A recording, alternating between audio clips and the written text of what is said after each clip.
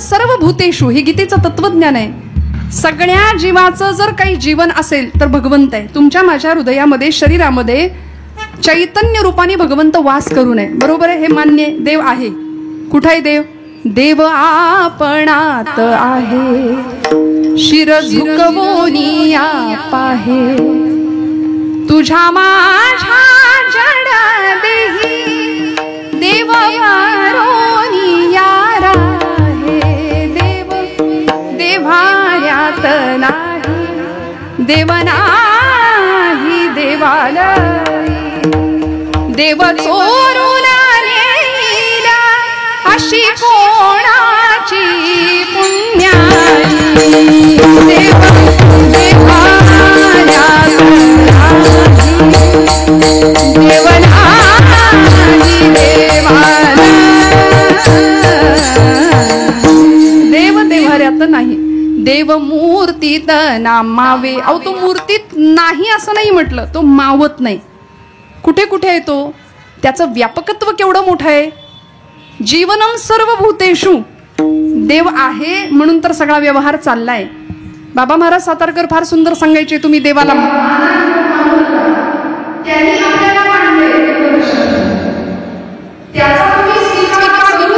किंवा नका करू, त्याचं तुम्ही स्मरू किंवा नका करू, करा किंवा नका करू, याचं तरी स्मरण ठेवा. अजून सांगू का? आपल्याला काही कळत नाही हे सुद्धा कळावं लागतं. आपल्याला काहीच कळत नाही हे कळावं लागतं. आणि हे ज्याला कळलं त्याला सगळं कळलं. कळलं का? शब्दच्छल करण्याचा माझा हेतू नाही, आपल्या सगळ्यांचा गोंधळ उडवण्याचा तर अजिबातच नाही. पण गमतीचा भाग सोडून द्या. मला सांगायचं इतकंच की बाबा महाराज म्हणायचे, तुम्ही देवाला माना किंवा मानू नका, त्यांनी आपल्याला मानलं एवढं लक्षात ठेवूया. आणि ज्या दिवशी तो आपल्याला मानणार नाही त्या दिवशी आपल्या घरासमोर गर्दी जमेल. बोलवा मुलीला, बोलवा मुलगा तिकडे फॉरेनला आहे, तो येईपर्यंत थांबा लवकर, नाही का? गर्दी जमते. पण तोच सगळ्या जीवाचं जीवन आहे. जीव जिती जीवना संगे. जीवाला जगण्याकरता काय लागतं? म्हणाले जीवन. ते जीवन भगवंत तर आहेच. वस्तुतः व्यवहारामध्ये आपण पाहिलं तर जीवन या शब्दाचा अर्थ आहे पाणी. पाण्याशिवाय जीवन नाही, माणूस जगू शकत नाही. जीवाला जगण्याकरता पाण्याची आवश्यकता आहे. पण पाण्याशिवाय आम्ही एखादा दिवस राहू शकतो का? अहो राहू शकतो की.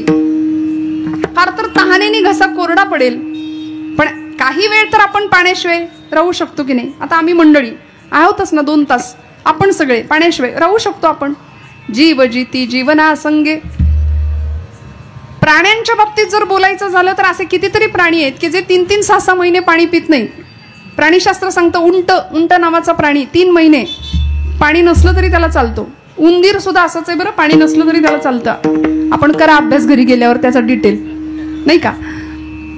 पण एखाद्या वेळी हा जीव त्या जीवनाशिवाय राहू शकतो. पण उदाहरण देतात तुकोबराय, मत्स्या मरण त्या वियोगे. मासा हा असा जीव आहे की तो पाण्याशिवाय राहू शकत नाही. तुकोबरायांनी प्रमाण दिली. जीवना वेगळी मासोळी तैसा तुका तळमळी. मग तो मासा त्या पाण्याचा जसा वियोग सहन त्याला होत नाही, तो त्या क्षणी गतप्राण होतो, तडफडतो. तशी आमची तडफड देवासाठी असली पाहिजे, हा सिद्धांत आहे. विठ्ठल विठ्ठल.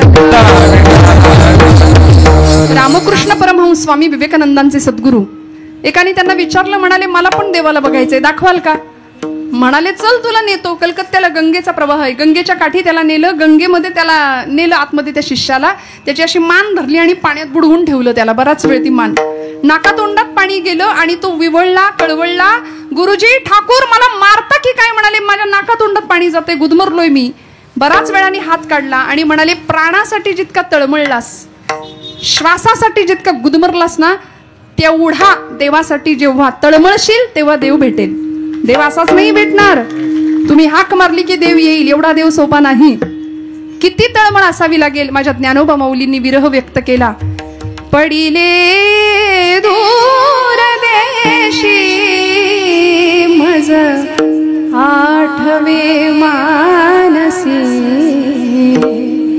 मज आठवे मानसी. नको रे देवा, तुझा वियोग नको मला. नको नको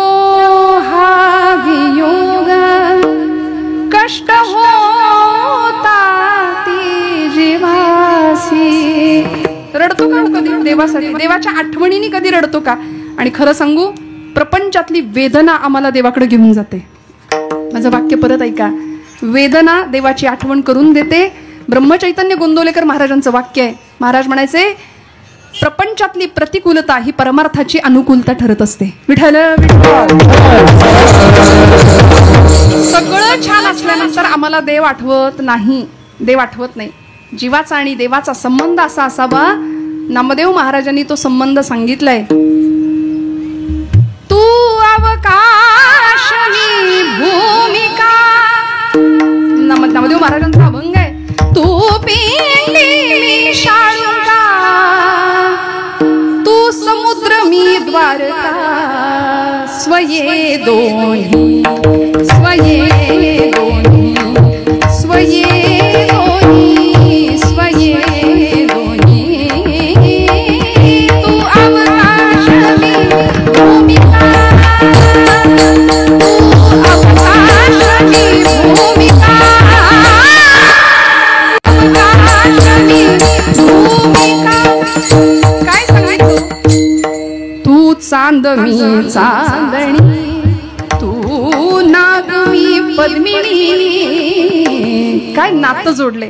तू कृष्ण मी रुक्मिणी, तू कृष्ण मी रुक्मिणी, सवे दोन्ही. इतका विलक्षण संबंध नामदेव महाराज सांगतात भगवंताशी. नामा म्हणे पुरुषोत्तमा, नामा म्हणे पुरुषोत्तमा, स्वये भुललो तुझिया प्रेमा. मी कुडी तू आत्मा, मी कुडी तू आत्मा, स्वये दोन्ही. इतका अद्वैताचा अनुभव संतांनी घेतला तो तुम्हाला मला आला पाहिजे. एखादा मासा जसा पाण्याच्या वियोगाने तळमळतो तसा भक्त देवाच्या वियोगाने तळमळला पाहिजे. कशी तळमळ? नारद भक्ती सूत्र, देवर्षी नारद सूत्र लिहितात. तदर्पिता अखिलाचारता, तद्विस्मरणे परमं व्याकुलता इति. थोडा जरी विरह भगवंताचा झाला ना तरी गोपींसारखं तळमळ. काय होती गोपींची तळमळ? ज्यावेळी उद्धवानी भगवंतांना रडताना पाहिलं, देवा रडतोस काय त्यांच्या आठवणीने? अरे सगळं आहे इथं द्वारकेमध्ये तरी तू रडतोस. भगवंत म्हणतात आता हीच वेळ आहे, याला भक्ती कशी श्रेष्ठ आहे आणि भाव कसा श्रेष्ठ आहे हे समजून देण्याची. पाठवलं ना तिकडे गवळणींकडे. आणि काय घडलं? गवळणींच्याकडे उद्धव आल्यानंतर उद्धवच 6 महिने तिथं राहिले. दिले आले होते ज्ञान द्यायला, पण भक्तीचा प्रसाद घेऊन गेले ना. गोपींची भक्ती पाहिली, विरह पाहिला, भाव पाहिला आणि मग कळलं जीव जिती जीवना संगे, मत्स्या वियोग मत्स्या मरण त्या वियोगे. तसं आमचं होता कामा नये. भगवंताचा सतत सहवास, सतत आठवण असली पाहिजे. आम्हाला असते का? खरं सांगायचं नाही. संकट आलं की आम्हाला देव आठवतो, आम्हाला एरवी देव आठवत नाही. ठीक आहे ना म्हणाले, पडता जड भारी दासी आठवावा हरी. संकटात तरी त्याचं स्मरण आर्ततेने व्हावं ही अनेकांची अपेक्षा आहे. आम्ही धूर्त आहोत त्या बाबतीमध्ये की आम्ही संकट आलं की देव आठवतो, आम्हाला एरवी देव आठवत नाही. पण असा भगवंत तुमच्या माझ्या जवळ यावा अशी सांगड बांधावी भक्तीची की बस आमची ही भवसागराची नाव आहे ना ती अशी तरून जाईल सहज सुलभ पद्धतीने. संतांनी ते मार्ग वेळोवेळी आम्हाला सांगितलेत. जनाबाईंनी काय करावं? प्रपंच सुंदर, प्रपंचातली सगळी कामं, हातात काम मुखात नाम अखंडपणे चालू आहे. दळिता कांडिता तुझं गायीन अनंता. सकाळी उठल्याबरोबर नामदेव महाराजांच्या घरातल्या 14 माणसांचे दळण जनाबाईंनी दळावं जात्यावर. सुंदर आवाजामध्ये ओवी गावी. आता पुण्यामध्ये ओवी सगळ्यांना बऱ्यापैकी माहिती पण जातं नसतं. म्हणून परवा कॉलेजच्या एका माझ्या मैत्रिणीने मला विचारलं, बाई ग जातो मी बघितलंच नाही. म्हणलं खरंच नाही बघितलं. ते जात्यावर कसं बसायचं असतं? म्हणलं जात्यावर नसतं बसायचं, जात्याच्या शेजारी बसायचं, खुंट्याला हात लावायचा, खणखणीत आवाजामध्ये मस्त ओवी गायची. म्हणले मला ओवी येत नाही आणि जरी आली तरी जात नाही. म्हणलं मिक्सरवर म्हण. मिक्सरवर म्हणता येते ना.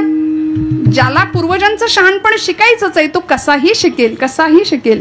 त्यामुळे भाव अंतःकरणात असावा आणि ज्याचा जसा भाव आहे ना तसा त्याचा देव आहे. अभंगाचं दुसरं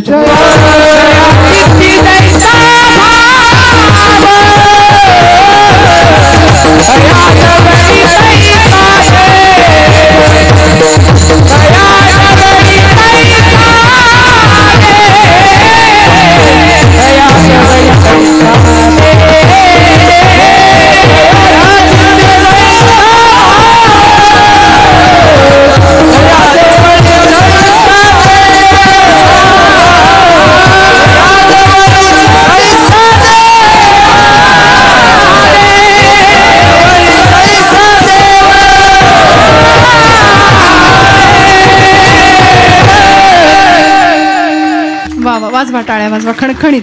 जया चित्ती जैसा भाव तया जवळी तैसा देव. शास्त्रकारांनी सुभाषित लिहिली. काष्ठेन विद्यते देवो न पाषाणेन मृण्मये. भावो हि विद्यते देवो तस्मात् भावो हि कारणम्. भावेन देवं कलया नरेन्द्रं. धनेन कान्ता कपटेन शत्रुं. सत्येन मित्रं कृपया च पुत्रं. ज्ञानेन मोक्षं वशमानयन्ति. भावे विण भक्ती, भक्ती विण मुक्ती. बळे विण शक्ती. बोलू नये. भाव हा भक्तीचा सौभाग्य तिलक आहे. बघा, भाव हा भक्तीचा आत्मा आहे. सगळं आहे हृदयामध्ये. पण समोर असलेल्या चिंतामणी भगवंताकडे पाहताना ती फक्त पाषाणाची मूर्ती नसून तिथे माझा मंगलमूर्ती आहे ही भावना मनामध्ये दृढ असणं गरजेचं आहे. म्हणून तर आपण गणपतीचा आगमन करतो, प्रतिष्ठापना करतो आणि विसर्जन करतो. हे शब्द आहेत आपले. आपण म्हणतो गणपती बसवला आणि गणपती बस. पण काय करतात आमचे गुरुजी? अस्मिन् पूगी फले महागणपतीं सांगम सपरिवारम सायुधम सशक्तिकम आवाहयामी. हे भगवंता, तू तुझ्या शस्त्रांसह, तुझ्या शक्तींसह, तुझ्या आयुधांसह तू ये आणि मग एकदंतम चतुर्हस्तं पाशमं कुशधारिणं रदंच वरदं हस्तैर्बिभ्राणं मूषकध्वजं रक्तं लंबोदरं शूर्पकर्णकं रक्तवाससं रक्तगंधानुलिप्तांगं रक्तपुष्पैः सुपूजितम्. असा भगवंत सजला जातो. आता आमच्याकडे पण भावानीच भक्ती केली जाते, पण आमचा भाव जरा वेगळा आहे. आम्ही खातो तो भाव आम्हाला माहितीये, नाही का? बाजार भाव आम्हाला माहितीये, अहम भाव आम्हाला माहितीये, द्वैत भाव आम्हाला माहितीये. आम्ही देवाचे नाहीच, पण योग्यांना संतांना जो भाव जमला तो सोहम भाव होता, तो अद्वैताचा भाव होता. आणि खऱ्या भक्ताला जो जमतो तो प्रेम भाव जमतो. विठ्ठल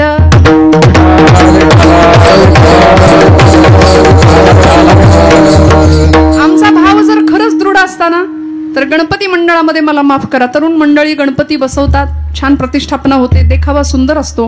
पण दुर्दैवानं महाराष्ट्रातल्या काही मंडळामध्ये पडद्याच्या मागं पत्त्याचे डाव रंगतात. त्याचं काय करायचं?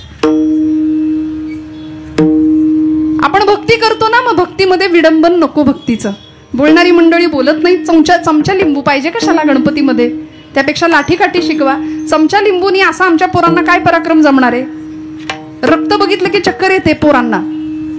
आमच्या सगळ्या देवतांनी हातामध्ये शस्त्र धरली आहेत. आता गणेश जयंतीचा उत्सव आहे. 1 तारखेला माघी गणेश जयंती आहे. या वर्षीचा भगवंताचा, म्हणजे दरवर्षीची आपली माघी गणेश जयंतीचा पर्व काळ येतो, त्या दिवशी भगवंत महोत्कट विनायक या नावाने अवतार घेतात. देवांतक आणि नरांतक नावाचे 2 राक्षस, त्या राक्षसांचा नाश करण्याकरता भगवंतांनी हा अवतार घेतलेला आहे. मग काय केलं? हातामध्ये शस्त्र आहे, पाश आणि अंकुश. शस्त्रधारी आहे देव आमचा. म्हणून आता भाव पाहिजे, रामाचा प्रभाव पाहिजे आमच्यावरती,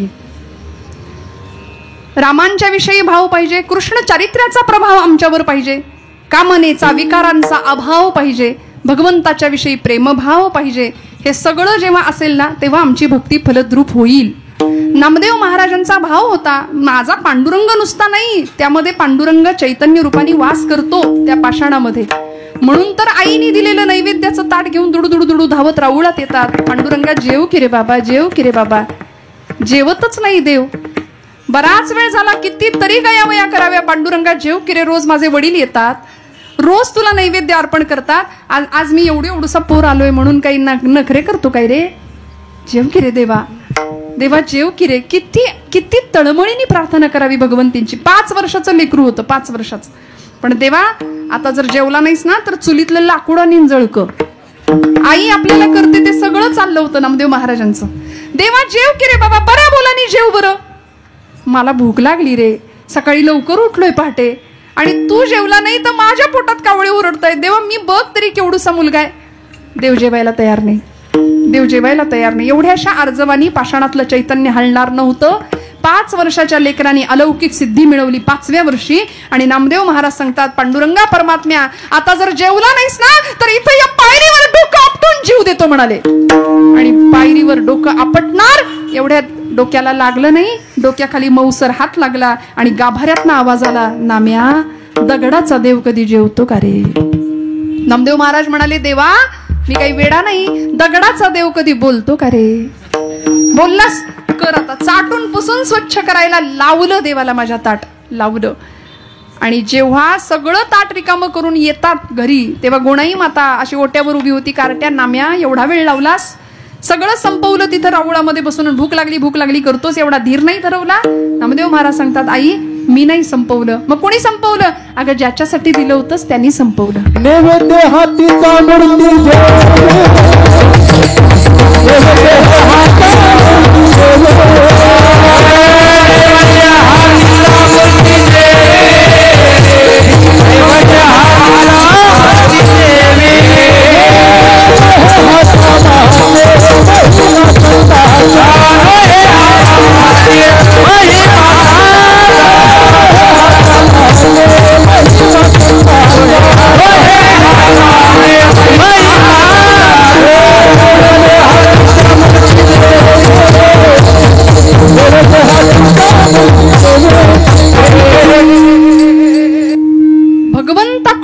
भगवंतांनी नामदेव महाराजांकडून प्रसादाचं सेवन केलं.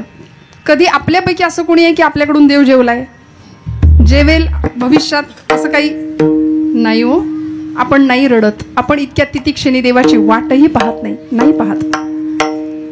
संतांची अवस्था अशा स्थितीला जातात ना, मग अद्वैत भावाचा साक्षात्कार मिळतो की मी आणि देव वेगळे नाहीतच. मी तू पण जाऊ दे दूरी, मी तू पण जाऊ दे दूरी, मी तू पण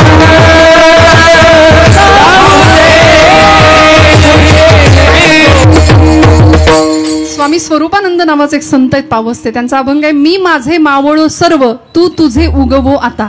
मी पण संपलं पाहिजे, तू पण संपला पाहिजे, मी तू पण जाऊ दे दुरी, एकची घोंगडी पांघरू हरी. इतका ऐक्य भाव आणि अद्वैताचा खरा साक्षात्कार झाला. म्हणून तर देवासाठी डोळ्यात पाणी येत होतं, म्हणून तर देवाशिवाय करमत नव्हतं. इतकी व्याकुळता होती, इतका वियोग होता. गोपींचं तेच झालं ना, अखंड अखंड रडायच्या भगवंताच्या विरहानी, अखंड व्याकुळ असायच्या. अक्रूर न्यायला आले होते भगवंतांना. त्यावेळी गोपी विचारतात, कशासाठी आलायस, कशासाठी आलास? गवळणी म्हणती यशोदेला ओठे गे सावळा, कारथ शृंगारीला सांगे गे मजरा. अक्रूर उभा असे अंगणी, बाई गे साजणी या नंदाचे अंगणी. मिळाल्या गवळणी या नंदाचे अंगणी, मिळाल्या गवळणी. रथी चढले वनमाळी, अकांत गोकुळी. अकांत केला सगळ्या गवळणी, अशा गडबडा लोळायला लागले ना रथासमोर. नयनीच्या उदकाने भिजली धरणी या नंदाचे. रडतो का हो देवासाठी? आम्ही नाही रडत. आम्ही प्रपंचासाठी रडतो, नैवेद्य दाखवतो, पाणी फिरवतो, लगेच काढून घेतो. खाल्लं बिल्लं तर करायचं काय त्यांनी, काय करायचं? आणि खरं सांगू, तो आपला नैवेद्य खात नाही याच्यातच तो आपली आब राखू नये. आणि त्यांनी जर एकदा खायला सुरुवात केलं ना, काही शिल्लक राहणार नाही. अनंत हस्ते कमलाकराने, देता किती घेशील दो कराने, नेईल जेव्हा ती तू क्या करानी, किती रक्षिसी मग तो कुराने. सांगू, प्रपंचासाठी कितीही करा, कुणीच केलं म्हणत नाही. ब्रह्मचैतन्य महाराज म्हणतात, माझ्या रामा करता एवढंच करा, राम लक्षात ठेवतो. पोहे सुदाम देवाचे, फके मारी कोरडेच. थोर महिमा आवडीची, ऐका महिमा आवडीची, भिल्ले खाय बोरे खाय बिल्लिटीची. ऐकलं ना, आला ना परमेश्वर. म्हणून सांगते, ज्यांना आपण माझं माझं माझं माझं म्हणतो आणि अहंता आणि ममता या दोन गोष्टी कुरवाळत बसतो. अहंता म्हणजे मीपणा आणि ममता म्हणजे ती नाही, ती ममता नाही जी तुम्हाला आठवते. ती ममता म्हणजे माझं, माझेपण, अखंड मी आणि माझं, मी आणि माझं हे करत बसतो ना, त्यामुळे द्वैतात अडकलो आम्ही. पण संत कुठल्या अवस्थेला पोहोचले? आचार्य म्हणतात निर्वाण षटकात, अहम निर्विकल्पो निराकार रूपो विभुर्व्याप्य सर्वत्र सर्वेंद्रियाणि. अहम निर्विकल्पो निराकार रूपो विभुर्व्याप्य सर्वत्र सर्वेंद्रियाणि सदा मे समस्वम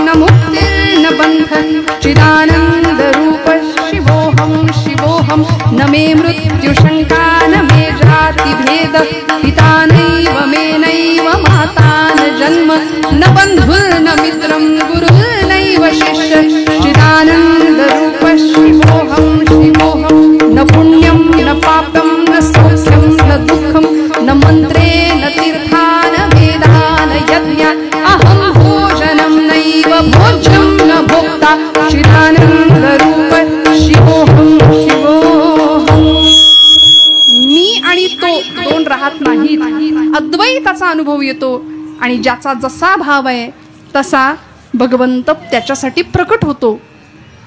सगळ्यांनी बोलावलं, त्या त्या रूपामध्ये आला भगवंत. द्रौपदीनी हाक मारता क्षणी वस्त्र बनून देवाला. गवळणींच्या घटामध्ये ज्यावेळी गवळणी म्हणायच्या गोविंद घ्या दामोदर घ्या, गोविंद घ्या दामोदर घ्या, त्यावेळी देवाला टेन्शन आलं की यांनी कुणीतरी जर यांना 1 किलो गोविंद द्या 1 किलो दामोदर द्या असं जर मागितलं तर ह्या काय करतील. तेव्हा भगवंतांनी क्षीरावतार घेतला, दूध बनूनच घटात बसला. गोरसवो संडोनी सांडे बाहेरी, गोविंद घ्या कुणी दामोदर घ्या, गोविंद घ्या कुणी दामोदर घ्या. दुडिया माझारी कान्हा झाला भारी, म्हणून तो जड लागायला लागला ना घट. भगवंतच घटामध्ये क्षीर म्हणजे दुधावतार, दुधाचाच रूप घेऊन बसला. ज्याचा जसा भाव तसा भावे जैसा तैसा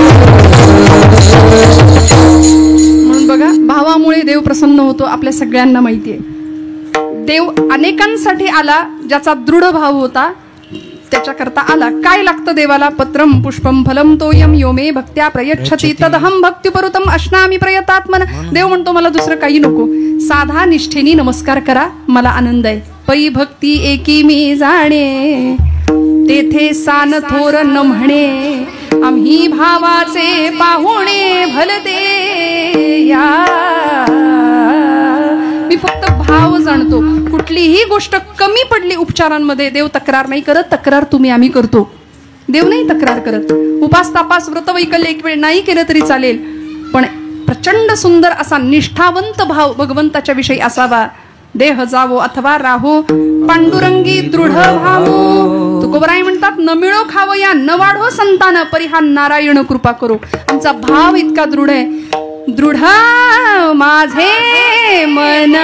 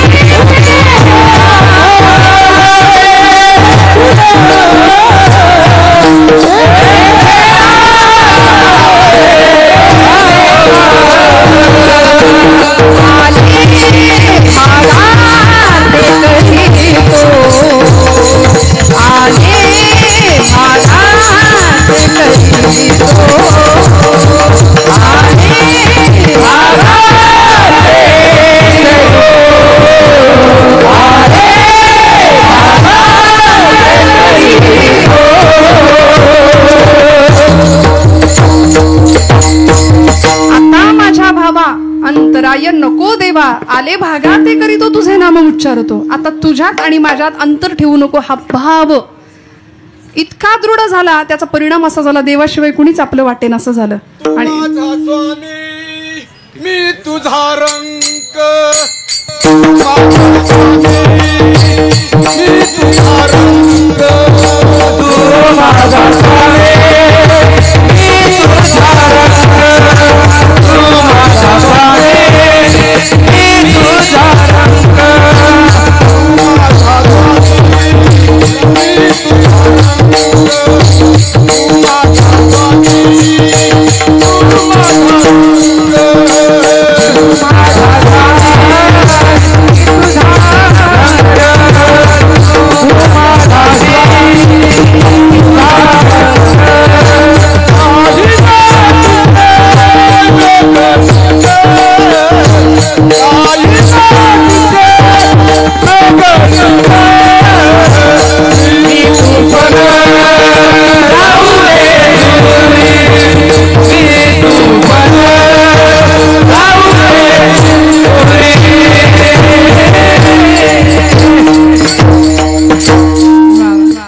मस्तपैकी अभंग आता सगळं ऐकायला मिळालं आम्हाला. विठ्ठल विठ्ठल विठाला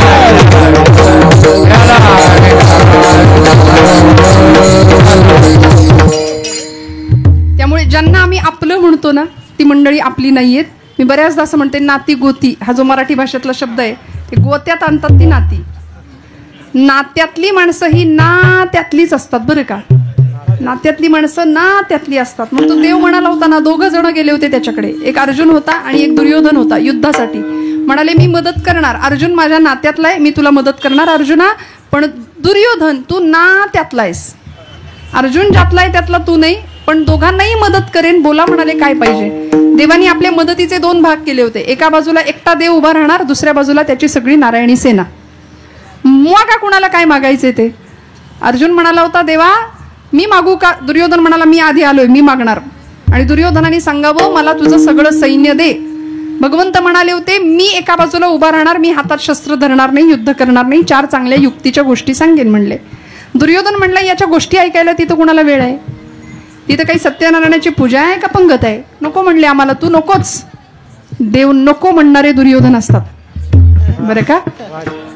देव हवे रामाचा प्रभाव असावा, कृष्णाचा प्रभाव असावा तुमच्या माझ्यावर. कृष्णावर प्रेम करावं, रामप्रभूंवर प्रेम करावं. आणि आता 22 जानेवारीला वर्धापन दिन झालाय राम मंदिराचा. सगळ्या भारतभर साजरा केला गेला.